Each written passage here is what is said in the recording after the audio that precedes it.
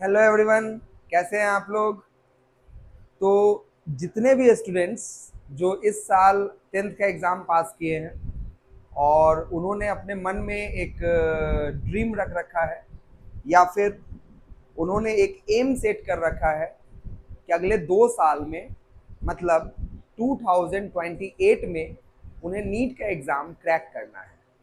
NEET का exam बच्चों इसलिए दिया जाता है जिसको देने की वजह से अगर आप उसमें पास करते हैं और उसमें एक अच्छा मार्क्स लाते हैं तो आपको गवर्नमेंट मेडिकल कॉलेज में एडमिशन मिलता है ना। तो नीट की तैयारी इसलिए की जाती है। तो अगर आपने सपना बना रखा है कि आपको एक एमबीबीएस डॉक्टर बनना है, बीएएमएस डॉक्टर बनना है मतलब आयुर्वेदिक डॉक्टर बनना है, बीडीएस यानी कि डेंटल में जाना है, या किसी भी प्रकार का अगर आपको डॉक्टर बनना है तो आपको नीट का एग्ज़ाम देना पड़ेगा। ठीक है, चलिए। तो नीट का एग्ज़ाम अगर देना है तो उसके लिए फिजिक्स, केमिस्ट्री, बायोलॉजी ये 3 सब्जेक्ट पे आपका कंट्रोल बहुत बढ़िया होना चाहिए। इसका कंसेप्चुअल कंसेप्ट आपके मन में बहुत बढ़िया से क्रिएट होना चाहिए। मतलब ये तीनों सब्जेक्ट अच्छे से आना चाहिए तभी कुछ हो पाएगा। और इसमें जो मेन सब्जेक्ट है वो है अपना बच्चों बायोलॉजी। तो उसी को ध्यान में रखते हुए हम लोग इस चैनल के माध्यम से बायोलॉजी के हर चैप्टर को क्लियर तरीके से पढ़ने का कोशिश करेंगे।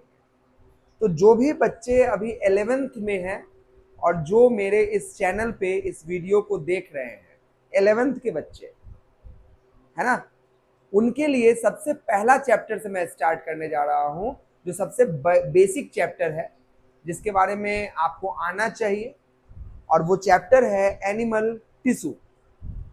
अब सबसे बड़ा दिक्कत ये है कि जब आप एनसीईआरटी पलटेंगे तो एनिमल टिश्यू नाम का कोई चैप्टर ही नहीं है। एनसीईआरटी में उस चैप्टर का नाम है स्ट्रक्चरल ऑर्गेनाइजेशन इन एनिमल। लेकिन एक और बात है, स्ट्रक्चरल ऑर्गेनाइजेशन इन एनिमल नाम के चैप्टर में अभी जो न्यू एनसीईआरटी है उसमें सिर्फ फ्रॉग नाम का टॉपिक है। एनिमल टिश्यू को एनसीईआरटी ने काट के हटा दिया है।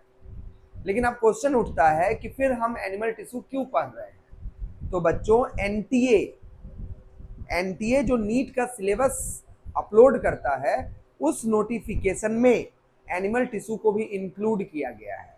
भले ही एनसीईआरटी से एनिमल टिश्यू को काट के हटा दिया गया है लेकिन still animal tissue is the part of syllabus of NEET. So हमें जानना जरूरी है और इसीलिए हम लोग सबसे पहला चैप्टर अपना स्टार्ट करेंगे एनिमल टिश्यू। तो जिनको भी ये टॉपिक वाइज सब चैप्टर वाइज चीज़ें बायोलॉजी का समझना है वो इस चैनल पे जुड़ सकते हैं और उनको एक पीरियोडिक इंटरवल पे समय समय पे हर चैप्टर का डिटेल्ड में एक्सप्लेनेशन मिलते जाएगा। क्लियर है। तो चलिए आज हम लोग अपना सबसे पहला चैप्टर स्टार्ट करते हैं एनिमल टिश्यू। ठीक है, तो बताओ बच्चों एनिमल टिश्यू टिश्यू किसे कहते हैं, what do you mean by term tissue. ठीक है, सबसे पहले एनिमल किसको कहते हैं।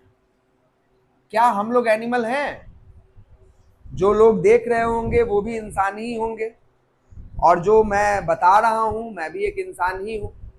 तो क्या हम लोग एनिमल हैं। तो यस वी आर एनिमल। अगर हम एनिमल हैं तो एनिमल कहते किसको है। तो एनिमल हम उस हर ऑर्गेनिज्म को कहते हैं बच्चों जो ऑर्गेनिज्म के अंदर कुछ कंडीशंस होने चाहिए। क्या क्या कंडीशंस होने चाहिए। एनिमल वो हर ऑर्गेनिज्म होगा जो यूकैरियोटिक होगा।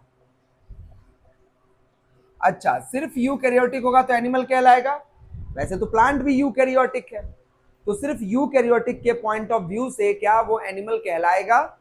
तो नहीं, यूकैरियोटिक के अलावा एनिमल होने के लिए एक और चीज जरूरी है और वो ये है कि मल्टी सेलुलर होना चाहिए। तो बोलोगे मल्टी सेलुलर तो प्लांट भी होता है। ठीक है, एक और कंडीशन यहाँ पे होता है और उसको हम लोग कहते हैं हेट्रोट्रॉफिक। यानी कि एनिमल होने के लिए कितने कंडीशन फुलफिल करने पड़ेंगे। 3 कंडीशंस फुलफिल करने पड़ेंगे जिसको हम लोग कहते हैं यूकैरियोटिक होना चाहिए। यूकैरियोटिक के साथ साथ क्या क्या होना चाहिए, मल्टी सेलुलर होना चाहिए। अच्छा, मल्टी सेलुलर के साथ क्या होना चाहिए, तो मल्टी सेलुलर के साथ साथ यहाँ पे हेट्रोट्रॉफिक होना चाहिए, जो अपना फूड खुद नहीं बना सकता है, दूसरे के बने बनाए फूड के ऊपर डिपेंडेंट होता है। अगर ये तीनों फीचर कोई ऑर्गेनिज्म शो कर रहा है तो वो क्या माना जाएगा? एनिमल माना जाएगा। चलो ये तो बेसिक डेफिनेशन हो गया। अब आते हैं हम लोग बात करते हैं किसके बारे में, what do you mean by the term tissue. Tissue term जो है क्वाइंड बाय, दिया गया था बी चैट के द्वारा। एक रिसर्चर थे जिनका नाम था बी चैट, उन्होंने टिश्यू के टर्म को क्या किया था? क्वाइन किया था। ठीक है, टिश्यू किसको कहा जाता है? तो tissue is the group of cell. देखो, कोई भी ऑर्गेनिज्म का जो बेसिक यूनिट ऑफ लाइफ होता है वो कौन होता है? सेल होता है। तो बेसिक यूनिट ऑफ लाइफ अगर सेल होता है तो सबसे सिंपल चीज कौन होगा? सेल होगा।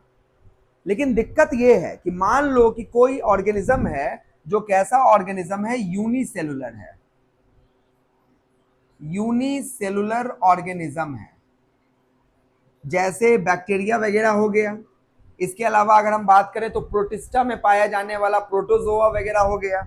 ये सब कैसा होता है? यूनिसेलुलर। या इसका सबसे बेस्ट एग्जांपल हम ले लेते हैं जो सभी लोगों को मालूम होगा, वो है अमीबा। अमीबा कैसा होता है? तो यूनिसेलुलर होता है। ठीक है, अब अगर हम अमीबा की बात करें तो इसमें तो एक ही सेल होगा। अच्छा, यही एक सेल ऐसा सेल होगा जिसमें फूड का डाइजेशन होगा कि नहीं होगा? तो फूड का डाइजेशन भी इसी सेल में होगा।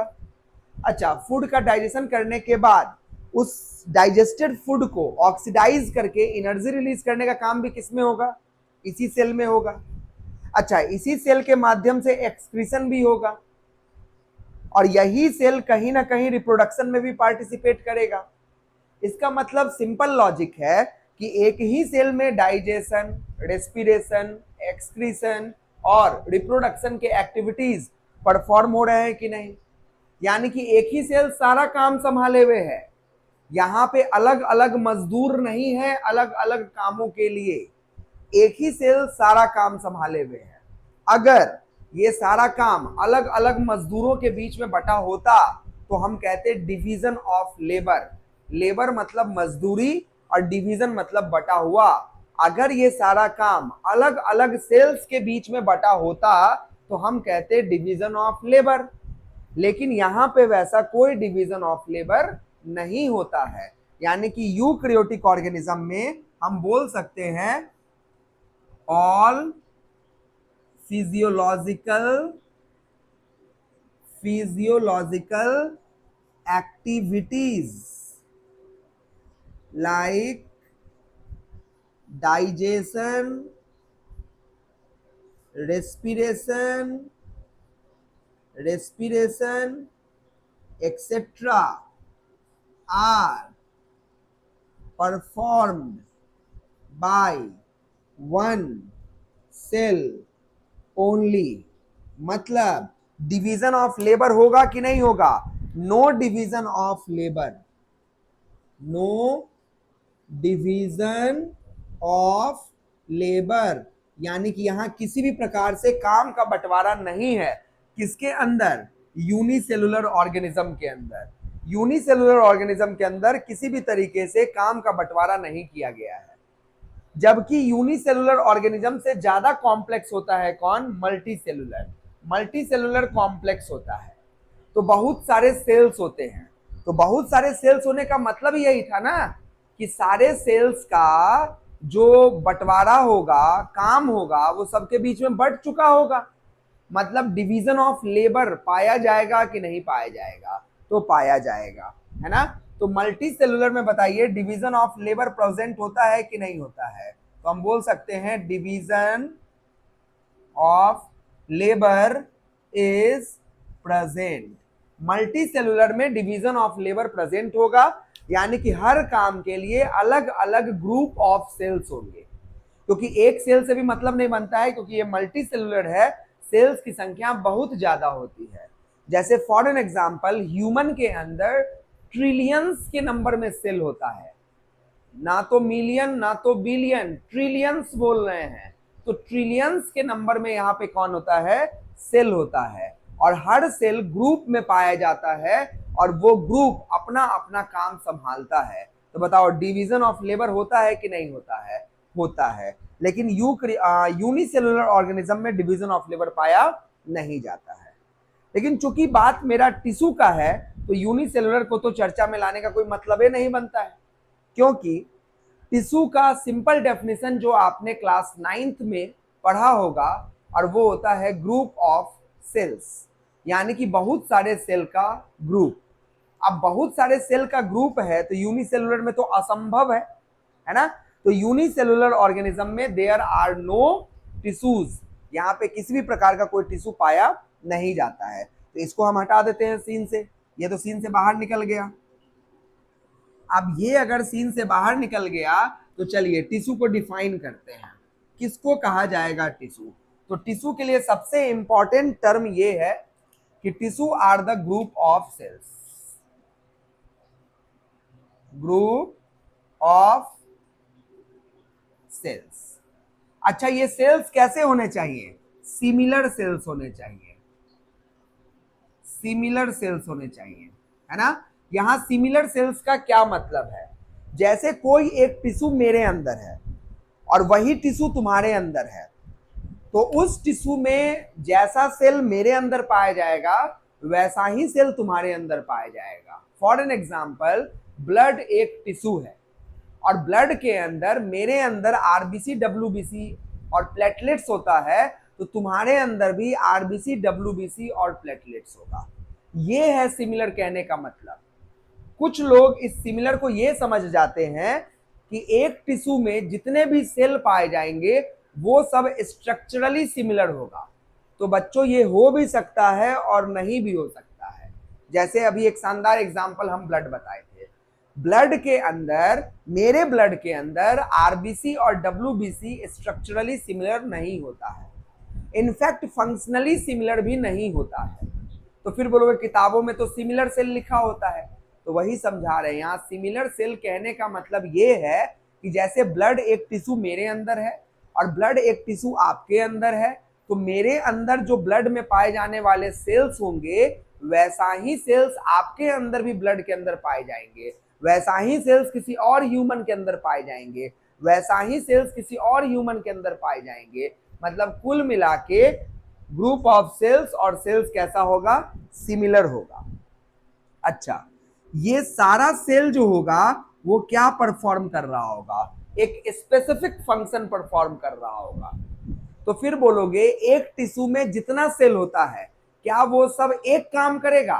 हमने ये नहीं बोला है, हमने बोला है स्पेसिफिक फंक्शन परफॉर्म करेगा। जैसे ब्लड एक टिश्यू है और ब्लड का एक स्पेसिफिक काम है, जैसे आरबीसी का काम है ऑक्सीजन और कार्बन डाइऑक्साइड को ट्रांसपोर्ट करना, वही काम मेरे अंदर है, वही काम तुम्हारे अंदर है और वही काम हर उस जानवर में है जिसमें आरबीसी पाया जाता है। मतलब आरबीसी अगर पाया जाएगा तो वो एक ही काम कर रहा होगा, डब्ल्यूबीसी अगर पाया जाएगा तो वो एक ही काम कर रहा होगा। यानी कि फंक्शन कैसा करता होगा? स्पेसिफिक, खास। मतलब एक टिश्यू जो फंक्शन मेरे अंदर कर रहा है वही फंक्शन सारे ह्यूमंस के अंदर कर रहा होगा। तो इस फंक्शन को कौन सा फंक्शन कहेंगे? Specific function. Performing specific functions, performing specific functions. अच्छा, ये दोनों तो ठीक है, चलो ग्रुप ऑफ सेल है और सारे सेल का जो फंक्शन होगा वो स्पेसिफिक होगा सारे एनिमल्स में। अगर वो टिश्यू मेरे अंदर है, वही टिश्यू तुम्हारे अंदर है, वही टिश्यू किसी और के अंदर है, वही टिश्यू किसी और के अंदर है, तो सबके अंदर वो एक ही जैसा फंक्शन परफॉर्म कर रहा होगा। जैसे सिंपल स्क्वामस एपिथेलियम मेरे अंदर अगर है तो डिफ्यूजन करेगा, तुम्हारे अंदर है तो भी डिफ्यूजन करेगा, किसी और के अंदर है तो भी डिफ्यूजन करेगा, किसी और के अंदर है तो भी डिफ्यूजन करेगा। मतलब इस ब्रह्मांड में अगर किसी के पास भी सिंपल स्क्वामस एपिथेलियम होगा तो वो डिफ्यूजन और फिल्ट्रेशन जैसे काम को ही परफॉर्म करेगा। तो बताओ स्पेसिफिक फंक्शन परफॉर्म किया कि नहीं किया? लेकिन इसको मिसजज मत कर लेना, गलत मत समझ जाना कि हर टिश्यू में जितने भी सेल्स होंगे सब एक जैसा काम करेगा। ये हमने नहीं बोला है। एक जैसा काम कर भी सकता है और एक जैसा काम नहीं भी कर सकता है। जैसे सबसे बेस्ट एग्जांपल ब्लड है। ब्लड में आरबीसीज और डब्ल्यूबीसीज दो प्रकार के सेल्स होते हैं और ये दोनों सिमिलर काम परफॉर्म नहीं करते हैं। डब्ल्यूबीसी इम्यूनिटी प्रोवाइड करने का काम करता है, जबकि आरबीसी जो होता है वो ऑक्सीजन और कार्बन डाइऑक्साइड को ट्रांसपोर्ट करने का काम करता है। तो बिल्कुल भी इन दोनों का फंक्शन सेम नहीं है। लेकिन आरबीसी और डब्ल्यूबीसी जो मेरे अंदर काम करता है वही तुम्हारे अंदर काम करेगा। इसीलिए हम सेम फंक्शन नहीं बोल रहे हैं बच्चों, क्या बोल रहे हैं? स्पेसिफिक फंक्शन बोल रहे हैं। तो बताइए ये वर्ड क्लियर हुआ कि नहीं? सभी लोगों को क्लियर है? लेकिन अब सबसे मेन चीज, किसी भी टिश्यू में जो बहुत सारे सेल्स होंगे, इन सारे सेल्स का ऑरिजिन क्या होगा? इन सारे सेल्स का ऑरिजिन क्या होगा? Their origin must be same. सारे सेल्स का ऑरिजिन क्या होना चाहिए? सेम होना चाहिए, है ना? तो व्हाट इज टिश्यू? तो आप डिफाइन करेंगे, tissue are the group of cells, these cells are similar, these cells usually perform a specific function, but all the cells in a tissue, एक टिश्यू में जितने भी सेल्स होंगे उन सारे सेल्स का ऑरिजिन क्या होगा? सेम होगा। एक टिश्यू में जितने भी सेल्स होंगे सबका ऑरिजिन क्या होगा? सेम होगा। मतलब ब्लड एक टिश्यू है और ब्लड में आरबीसी और डब्ल्यूबीसी दो सेल होते हैं, प्लेटलेट्स फ्रैगमेंट्स ऑफ सेल होता है। तो आरबीसी और डब्ल्यूबीसी दो तरह के कॉर्पसल्स होते हैं, इन दोनों का ऑरिजिन सेम होगा। इन दोनों का ऑरिजिन क्या होगा? सेम होगा। मसल्स में जितने भी सेल होंगे सबका ऑरिजिन क्या होगा? सेम होगा। नर्वस टिश्यू में जितने भी सेल होंगे सबका ऑरिजिन सेम होगा। कनेक्टिव टिश्यू में जितने भी सेल होंगे सबका ऑरिजिन सेम होगा। मतलब ऑरिजिन क्या होना चाहिए? सेम होना चाहिए। लेकिन वो तो किताब की लिखी हुई डेफिनेशन थी, तो मैंने आपको बता दिया कि tissue is defined as group of similar cells performing specific function and their origin must always be same.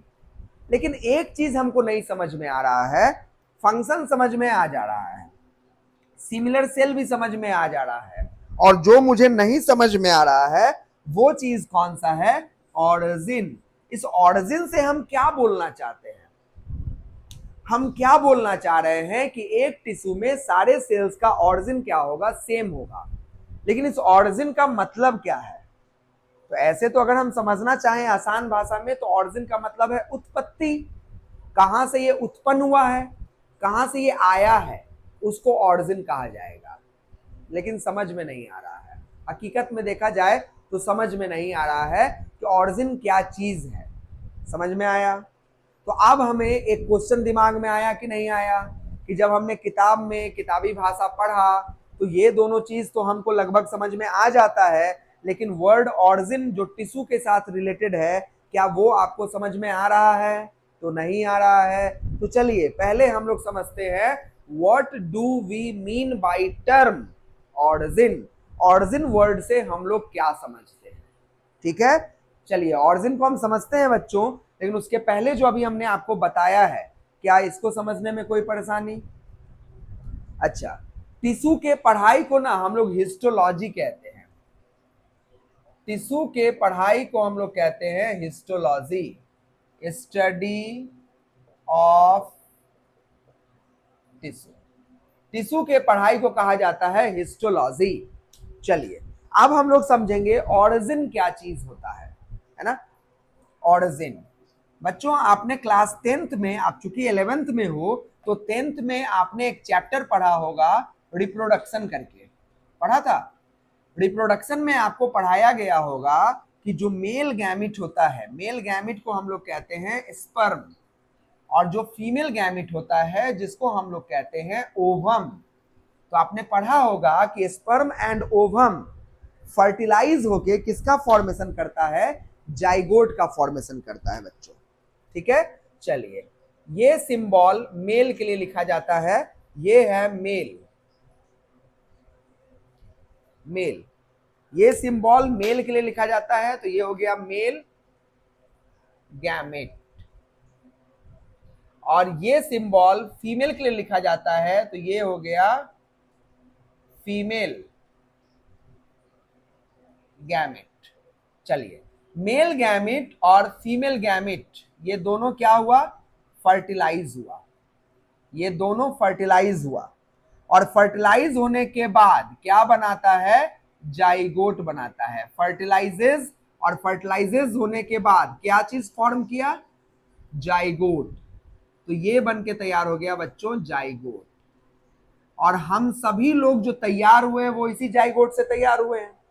अभी जाइगोट कितना सेल्ड है, वन सेल्ड है, वन सेल्ड स्टेज। मतलब यहां जो जाइगोट है उसमें कितना सेल है, तो एक सेल है। ठीक है, तो इसमें एक सेल यहां पे मौजूद है। अब क्या होगा, ये जो जाइगोट होगा इसमें एक ही सेल से क्या पूरा हमारा सेल बन जाएगा, तो हाँ बनेगा, लेकिन ये सेल डिवाइड करेगा तब ना, कि ऐसे ही डायरेक्ट बन जाएगा, तो डिवाइड करेगा। तो इस सेल में बताओ बच्चों डिवीजन होगा कि नहीं होगा, तो खूब डिवीजन होगा। और डिवीजन होगा तो बताइए क्या स्थिति बनेगी, स्थिति ये बनेगी कि इस जाइगोट में 2 से लाएंगे, 4 से लाएंगे, 8 से लाएंगे, 16 से लाएंगे, 32 से लाएंगे, तो बताइए मेनी सेल्ड स्टेज बनेगा कि नहीं बनेगा, many sailed stage after many divisions. बहुत सारे सेल डिवीजन इसमें हुए होंगे, जिसकी वजह से एक दो सेल्ड स्टेज बनेगा कि बहुत सारा सेल्ड स्टेज बन जाएगा। तो तुमको जितना बनाना है बना लो, बना लिए, लेकिन तुमको लग नहीं रहा है कि अभी भी सारा सेल एक ही जगह पे एकत्रित है, एग्रीगेट बना के बैठा हुआ है। मतलब पहले वो एक सेल था, एक बॉल था जो एक सेल का था, फिर वही बॉल में बहुत सारे सेल आ गए, लेकिन अभी भी तो बॉले के रूप में है, एग्रीगेट के फॉर्म में है। तो क्या सारा सेल एक जगह पे जमा रहेगा तो मेरा ऑर्गन बन जाएगा, नहीं ना बनेगा। जैसे मान लो कि अगर हमको इस घर का दीवार बनाना है, तो दीवार बनाने के लिए क्या चाहिए होगा, ब्रिक्स चाहिए होगा, ईंटें चाहिए होंगी। अच्छा, जो ट्रैक्टर वाला और ट्रक वाला, यूजुअली ईंटें ट्रैक्टर या ट्रक से आती हैं, तो जो ट्रैक्टर वाला या ट्रक वाला है जो ईंट लेके आया होगा, वो कहीं पे ईंट को सजा के चला गया होगा, तो ईंट तो कहीं पे रखा हुआ है, क्या वहां पे रखे रखे ईंट से ये चारों दीवार बन जाएगा क्या कमरे का। आप किसी रूम में बैठे होंगे तो वहां पे 4 दीवार होगा, तो क्या चारों दीवार जैसे ईंट रख के चला गया वहीं से बन गया क्या, नहीं ना बना। क्या करना पड़ा होगा, वहां से ईंट को उठाया गया होगा और सारे दीवार में सजाया गया होगा, तब ना अलग अलग दीवार बना होगा। मतलब ईंट पहले ट्रक वाला आया, एक जगह गिरा के चला गया, तो उसको क्या कहोगे, वो एग्रीगेट ऑफ ईंट है।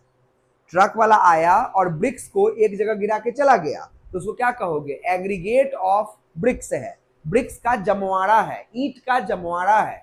और फिर आपको बनाना था दीवार, तो आपने मजदूर को इकट्ठा किया, मजदूर ने क्या किया, उस एग्रीगेट में से ईंट को उठाया और अलग अलग दीवारों में जहां जहां दीवार बनाना था वहां पे रख रख के उसको सजाया कि नहीं सजाया, तो उसको सजाया। उसी प्रकार यहाँ सेल का एग्रीगेट है, जमवाड़ा है, और यहीं पे सेल को अगर हम जमा रहने देंगे तो क्या मेरे शरीर का सारा हिस्सा बन जाएगा, तो नहीं बनेगा। तो जैसे आपने ईंट को सजाया अलग अलग जगह पे ले जाके, वैसे ये सेल भी माइग्रेट कर करके लेयर बनाएगा कि नहीं बनाएगा, अरेंज होगा कि नहीं होगा, तो बिल्कुल अरेंज होगा। तो अब क्या होगा, ये जितने भी सेल्स हैं वो क्या होते हैं, अरेंज होते हैं, सजते हैं। अब जानवरों में, क्योंकि जानवर बहुत प्रकार के होते हैं, अगर आपने एनिमल किंगडम अगर आपको याद हो तो मैं रिवाइंड करवा दूं आपको।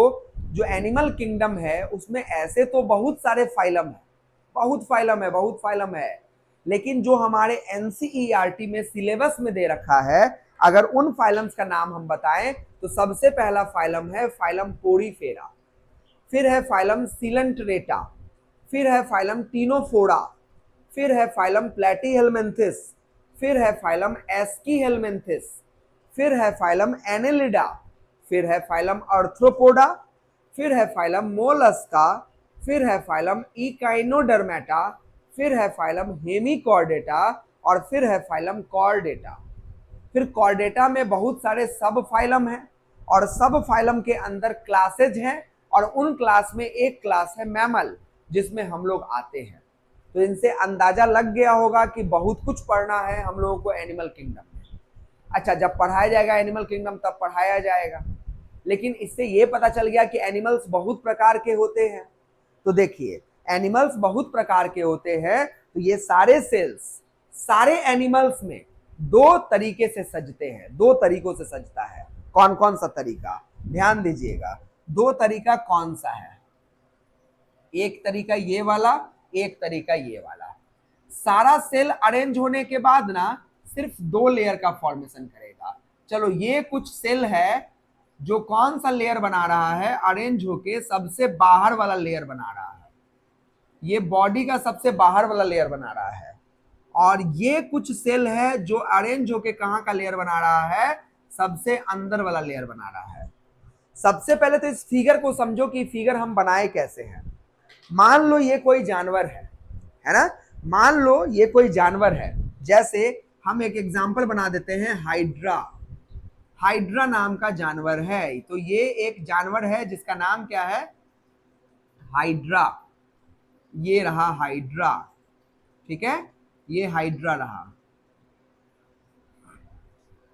हाइड्रा का ये अंदर वाला दीवार रहा, हाइड्रा का ये बाहर वाला दीवार रहा, और यहां से ढेर सारा टेंटिकल्स क्या होता है, एराइज करता है।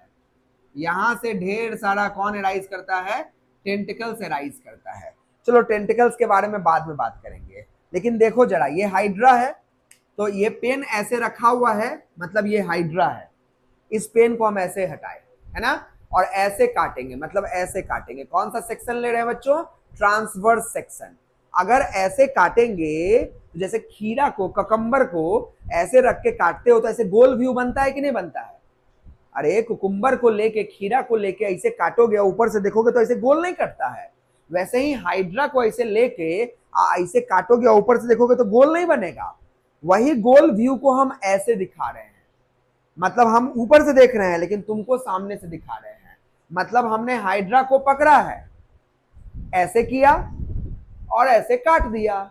आप सामने से देख रहे हो, ये वाला व्यू दिखेगा।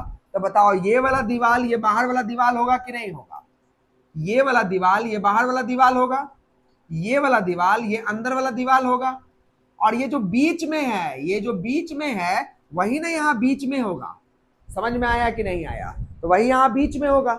तो होता क्या है ना, जितने भी सेल्स होते हैं वो अरेंज होके मात्र दो ही लेयर बनाते हैं। जितने भी सेल्स होते हैं वो अरेंज होके मात्र दो ही लेयर बनाते हैं, एक बाहर वाला, एक अंदर वाला। तो बोलोगे बचा हुआ सेल का क्या होगा? वो बेचारा ऐसे ही रह जाता है, वो कोई लेयर नहीं बनाता है, वो लेयर नहीं बनाता है। देखो, ईंट हमने ज्यादा मंगा लिया और दीवार हमने बनाया, और दीवार बनाने के बाद ईंट बचा ही रह गया, तो क्या उस बचे हुए ईंट से जबरदस्ती तुम दीवार बना दोगे? अरे, जितना दीवार हमको बनाना था उतना बना दिए ना, तो अब जो ईंट बच गया उससे क्या जबरदस्ती तुम दीवार बनाओगे? नहीं ना बनाओगे, तो नहीं बनाएंगे। तो बताओ उस ईंट का क्या होगा? तो उस ईंट का ये होगा कि उसको रखे रहेंगे, और जब कभी भविष्य में, फ्यूचर में, जो मेरा दीवार बना था वो कहीं पे डैमेज हो गया, टूट गया, तो टूट गया तो उसको टूटे हुए छोड़ देना है क्या? नहीं ना, उस टूटे हुए जगह पे जो ईंट आपने जमा करके रख रखा था उसको फिर से लगा लगा के दीवार को रिपेयर कर दोगे कि नहीं कर दोगे? कर दोगे। तो बताओ, क्या जो ईंट बच गया था उसका अपना कोई पहचान है? वो किस दीवार का ईंट है हमको नहीं पता। जो दीवार टूटेगा वो उसका गिनाएगा, यानी कि क्या उस ईंट का अपना कोई नाम पहचान? कोई नहीं। अगर आगे वाला दीवार टूट गया तो वो आगे वाले दीवार को रिपेयर कर देगा, अगर पीछे वाला दीवार टूट गया तो वो पीछे वाले दीवार को रिपेयर कर देगा। मतलब उसका जब तक वो दीवार में जाएगा नहीं तब तक उसका अपना कोई नाम और पहचान नहीं है। ऐसे चीजों को हम कहते हैं अनडिफरेंशिएटेड। क्या कहते हैं? अनडिफरेंशिएटेड, मतलब इसको डिफरेंशिएट नहीं किया गया, ये किस दीवार का हिस्सा है हमको नहीं पता, इसलिए इसको क्या कहा जाएगा, अनडिफरेंशिएटेड। उसी प्रकार से बच्चों ये वही सेल्स है जो अनडिफरेंशिएटेड है, ये ना तो इस लेयर का हिस्सा है और ना तो इस लेयर का हिस्सा है। तो फिर ये क्या करेगा, अगर मान लो ये बाहर वाला लेयर टूट गया तो इस लेयर के रूप में डेवलप कर जाएगा, अगर ये मान लो अंदर वाला लेयर टूट गया तो वो उस लेयर के रूप में डेवलप कर जाएगा, है ना। तो इस लेयर को आप क्या कहोगे, डिफरेंशिएटेड है कि अनडिफरेंशिएटेड है, तो हम कहेंगे undifferentiated, undifferentiated mass of cells, और इसको कहा जाता है मेसोग्लिया, इसको क्या कहा जाएगा, mesoglea, undifferentiated mass of cell जिसका नाम होगा मेसोग्लिया। चलिए बाहर वाला लेयर, लेयर को देखो बच्चों हम लोग क्या कहते हैं, डर्म कहते हैं, लेयर को हम लोग क्या कहते हैं, डर्म कहते हैं। ये भी बताइए अंदर वाला लेयर इसको क्या कहेंगे, डर्म कहेंगे। तो लेयर का मतलब होता है डर्म। चलिए ये बाहर वाला है, ये भी एक डर्म होगा, और ये अंदर वाला है, ये भी एक डर्म होगा। बाहर वाला है ना, बाहर के लिए वर्ड यूज होता है एक्टो, कौन सा वर्ड यूज होता है, एक्टो, इसलिए इसका नाम क्या पड़ गया, एक्टोडर्म। एक ऐसा लेयर जो कहां का लेयर है, बाहर वाला है। आइए बताओ अंदर का लेयर है ना, इसके लिए वर्ड यूज होगा इंडो, अंदर वाला इंडो, इसलिए नाम क्या है, इंडोडर्म। तो बताओ कितने लेयर का फॉर्मेशन हुआ, एक लेयर, दो लेयर की तीन लेयर, तो तुम बोलोगे तीन लेयर, तीन मत बोल देना बाबू, मेसोग्लिया कोई लेयर नहीं है, मेसोग्लिया ने किसी दीवार का फॉर्मेशन नहीं किया है, ये तो बेचारा चुपचाप बच गया जो बैठा हुआ है। जरूरत पड़ने पे ये एक्टोडर्म का भी हिस्सा बन सकता है और जरूरत पड़ने पे ये एंडोडर्म का भी हिस्सा बन सकता है, तो इसको तुम लेयर कहोगे, मतलब जो ईंट तुम्हारा बच गया उसको कहोगे एक दीवार बन गया, नहीं ना। तो जब वहां दीवार नहीं बन गया तो यहां कैसे दीवार बन गया, तो नहीं बना, तो इसको क्या बोलेंगे, अनडिफरेंशिएटेड मास ऑफ सेल, और ये कोई लेयर नहीं है। तो बताइए इस जानवर में, ये हाइड्रा का एग्जांपल था, इस जानवर में कितने लेयर का फॉर्मेशन हुआ है बच्चों, दो लेयर का। अब चूंकि इस फिगर का काम नहीं है तो इसको हम हटा देते हैं, उसके बारे में हम लोग बाद में पढ़ेंगे। ये फिगर तो हम आपको इसलिए बना के दिखाए थे ताकि हम ये समझ सकें कि हमने जो बगल में फिगर बनाया है उसका व्यू क्या रखा है। चलिए ये जो दो लेयर हैं, इन्हीं दो लेयर को हम लोग कहते हैं germinal layer, two germinal layer, और यही है बच्चों ऑरिजिन। कितने जर्मिनल लेयर है, दो जर्मिनल लेयर, और इसी को क्या कहते हैं, ऑरिजिन, है ना। चलो ये हो गया, कुछ जानवरों में ऐसा होता है, जैसे सिलनट्रेटा, फाइलम सिलनट्रेटा में सबसे बेस्ट एग्जांपल है हाइड्रा, और फाइलम टीनोफोरा का सबसे बेस्ट एग्जांपल है प्लूरोब्रैकिया, एनिमल किंगडम में आपको पढ़ाएंगे। उन दोनों प्रकार के फाइलम में जितने भी एग्जांपल आपको पढ़ाए जाएंगे उन सब में सिर्फ कितने जर्मिनल लेयर बनते हैं, दो जर्मिनल लेयर बनता है। चलो हम लोग ह्यूमन है तो ह्यूमन पे थोड़ा ज्यादा फोकस करें। ह्यूमन में देखिए क्या खेल चलता है, ह्यूमन में ना सेम वही फिगर है, हम मान लो हम एक ह्यूमन है और ये मार्कर एक ह्यूमन है, और इस ह्यूमन को ऐसे काट दिए, तो ऐसे काट दिए तो ये वाला व्यू दिखेगा, और यही गोल व्यू हम तुमको ऐसे दिखा रहे हैं। तो बताओ हमारे अंदर ये ऊपर ऊपर बॉडी वॉल है कि नहीं है, तो ये बॉडी वॉल है, और अंदर एक एलिमेंट्री कैनाल पार किया है कि नहीं किया है, तो किया है। और अगर हम ऐसे काट देंगे तो अंदर ऊपर ऊपर तो बॉडी वॉल दिखेगा, लेकिन अंदर एक और ना ट्यूब दिखेगा जी, एलिमेंट्री कैनाल वाला, तो गोला के अंदर एक गोला दिखाई देगा कि नहीं देगा। ऐसे काटोगे तो ऊपर वाला गोला क्या रिप्रेजेंट कर रहा होगा, बॉडी वॉल को, अंदर वाला गोला किसको रिप्रेजेंट कर रहा होगा, एलिमेंट्री कैनाल को। चलो तो एक लेयर हो गया ये बॉडी वॉल वाला, सबसे बाहर वाला, होगा कि नहीं होगा, सबसे बाहर वाला। एक लेयर हो गया ये अंदर वाला जो एलिमेंट्री कैनाल को बना रहा है, ये हो गया। अब बोलोगे बीच में एक और लेयर बनता है बच्चों, बीच में देखिए एक और लेयर बनता है, बीच में यहां एक और लेयर बनता है। आप बोलोगे एक और लेयर, बोलते बोलते दो लेयर बना दिए। देखो बच्चों नंबर पे नहीं जाना होता है, क्या लगता है आपको ये ब्लैक वाला लेयर एक ही रहता होगा, नंबर पे नहीं जाना है, टाइप पे जाना है। नंबर तो अब मान लो कोई दीवार है, और दीवार मान लो 5 इंच का मोटा बनाना है, तो एक के ईंट सजा देंगे तो बन जाएगा।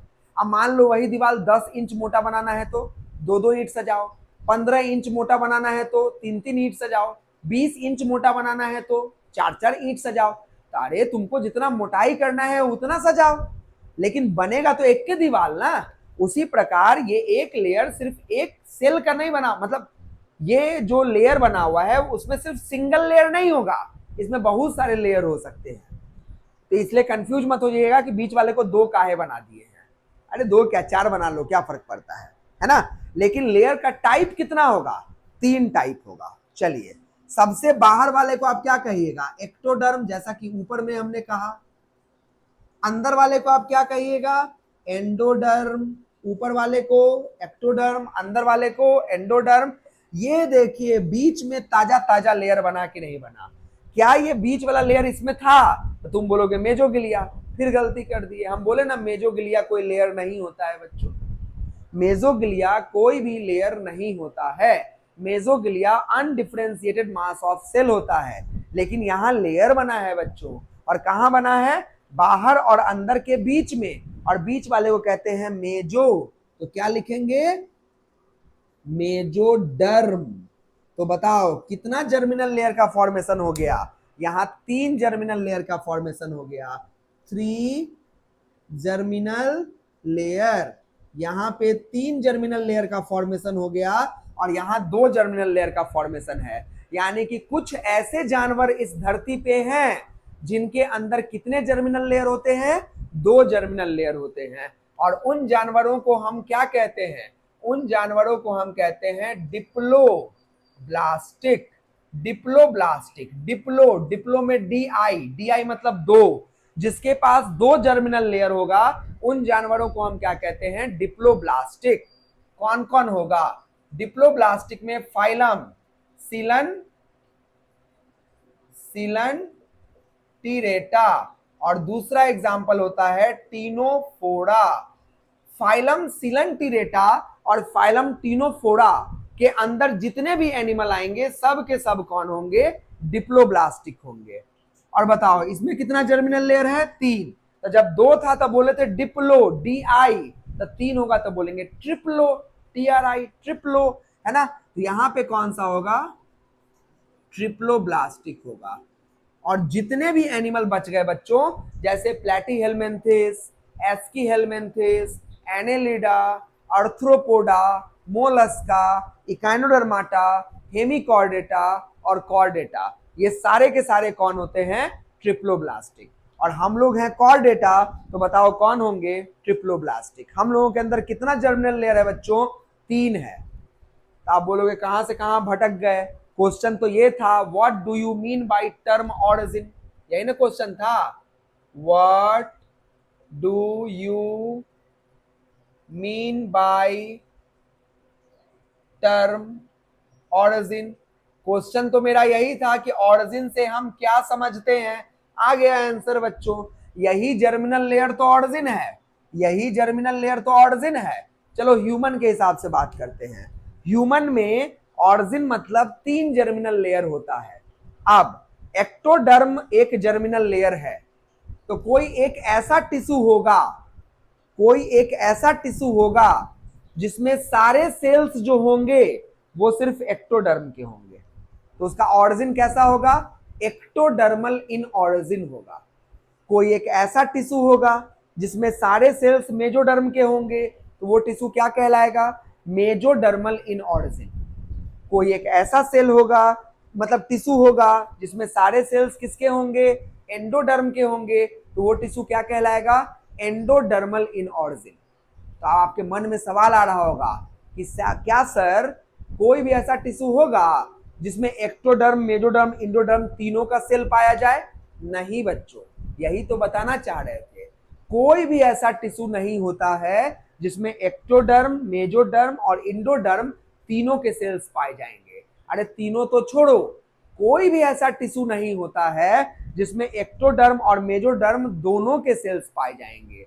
मतलब एक ही टिश्यू में, हम ये एक टिश्यू पढ़ रहे हैं, इसमें एक्टोडर्म का भी सेल हो, इसमें मेजोडर्म का भी सेल हो, नहीं होगा। इसमें एक्टोडर्म और मेजोडर्म का भी सेल पाया नहीं जाएगा। जो टिश्यू एक्टोडर्मल है उसमें सारा सेल एक्टोडर्म का ही होगा, जो टिश्यू मेजोडर्मल है उसमें सारा सेल मेजोडर्मल ही होगा, और जो टिश्यू इंडोडर्मल है उसमें सारा सेल इंडोडर्मल ही होगा। तो अब बताओ, what do you mean by term origin? तो आप समझाएंगे कि सर जब हम लोगों का निर्माण होना होता है तो हमारे माता का तरफ से फीमेल गैमेट और हमारे पिता की तरफ से मेल गैमेट, ये दोनों फ्यूज होके जाइगोट बनाता है। इस जाइगोट का अभी जो स्टेज होता है वो वन सेल्ड होता है। बाद में इसमें खूब डिवीजन होता है, और डिवीजन होने के बाद बहुत सारे सेल्स बनते हैं, और बहुत सारे सेल्स जो होते हैं वो अरेंज होते हैं। कुछ जानवरों में वो 2 लेयर बनाते हैं, और मैक्सिमम जानवरों में वो 3 लेयर बनाते हैं। हम लोग चूंकि ह्यूमन के बारे में पढ़ रहे हैं तो 3 लेयर बनता है। बाहर वाले लेयर को हम एक्टोडर्म कहते हैं, बीच वाले लेयर को हम मेजोडर्म कहते हैं, और अंदर वाले लेयर को हम इंडोडर्म कहते हैं। और ये 3 जर्मिनल लेयर ही ऑरिजिन होता है।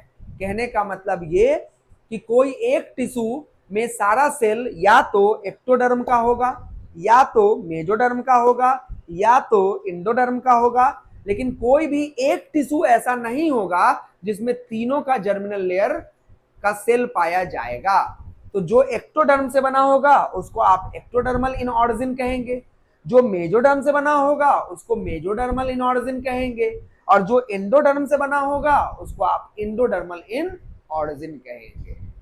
बताइए ऑरिजिन क्या होता है, ये आपको समझ में आया कि नहीं आया, या अभी भी कोई परेशानी है? तो टिश्यू का डेफिनेशन उम्मीद है कि बहुत अच्छे तरीके से आप सभी लोगों को समझ में आ गया होगा, या अभी भी कोई दिक्कत है? क्लियर है? किसी भी बात की कोई भी टॉपिक अगर ना समझ में आ रहा हो तो बिना संकोच मन में रखे हुए उसको कमेंट जरूर कर दीजिएगा।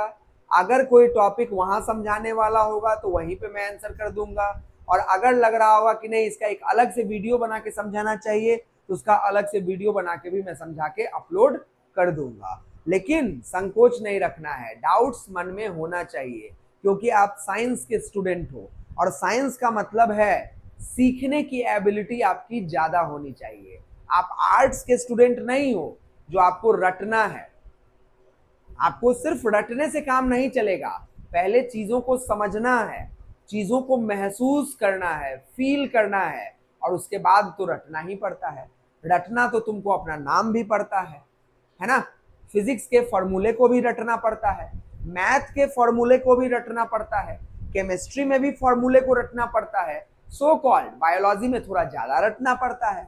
लेकिन सिर्फ रटने से नहीं इस काम बनेगा, आपको पहले चीजों को महसूस करना आना चाहिए, ऑरिजिन समझ में आना चाहिए कि अच्छा ऑरिजिन क्या है। ये नहीं कि किताबी भाषा रट लिए, ऑरिजिन मतलब कुछ ऐसा आपको दिमाग में चले। और यकीन मानो अगर तुम्हारे दिमाग में ये सारी चीजें चलती है ना तो आपको बायोलॉजी में फुल लाने से कोई नहीं रोक पाएगा। क्लियर है? चलिए, तो इस वीडियो को यहीं पे रोकते हैं और मिलेंगे आपसे अगले वीडियो में, जिसमें हम लोग बात करेंगे different types of animal tissue के बारे में। इस वाले पार्ट में हमने सीखा टिश्यू का डेफिनेशन, और सबसे मेन चीज हमने सीखा किस चीज के बारे में? ऑरिजिन के बारे में। तो जरूर बताना बच्चों कमेंट में कैसा लगा आपको ये पार्ट। ठीक है, तब तक के लिए सभी लोगों को धन्यवाद।